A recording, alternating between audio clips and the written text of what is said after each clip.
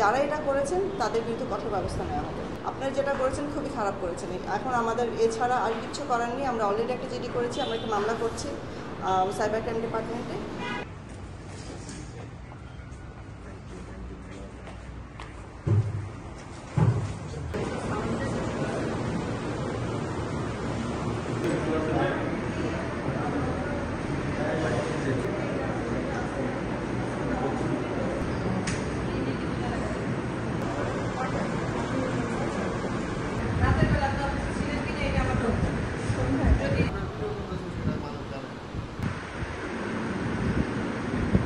যারা ফোন দিয়ে কপি করছেন বা যারা ক্যামেরা দিয়ে কপি করছেন, তারা যে ফুটেজগুলো আপলোড করছেন সেটার জন্য আমাদের একটা আইনত ব্যবস্থা নেওয়া খুবই জরুরি ছিল। কারণ আমরা গতকাল থেকে দেখছি, নোটিস করছি এবং আমরা একটা পোস্টও দিয়েছিলাম আমাদের সোশ্যাল মিডিয়াতে যে আপনারা যারা এটা করছেন প্লিজ এটা করবেন না, আমরা একটা আইনত ব্যবস্থা নেব।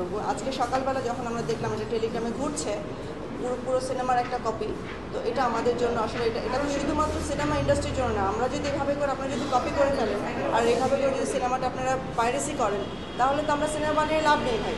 তাহলে আমরা সিনেমা হলে কি করে যাবে দর্শকরা? এদের কাউকে অ্যারেস্ট করা হবে, যারা যারা করতেছে অ্যারেস্ট করা হবে, একদম খুব দ্রুত সময়ের মধ্যে অ্যারেস্ট করা হবে।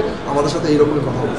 সিনেমা হলের মালিকদেরকে একটু বলতে চাই, আপনারা প্লিজ কাইন্ডলি আপনাদের যারা ওইখানে লোকজন আছে, আপনাদের এখানে যারা কাজ করে ওনারা একটু প্লিজ প্রত্যেকটা সিনেমা হলের যে যতক্ষণ পর্যন্ত শো চলা ততক্ষণ পর্যন্ত আপনারা দাঁড়ায়া থাকবেন, কেউ যাতে ফোন না উঠায়, যাতে কেউ ভিডিও না করে।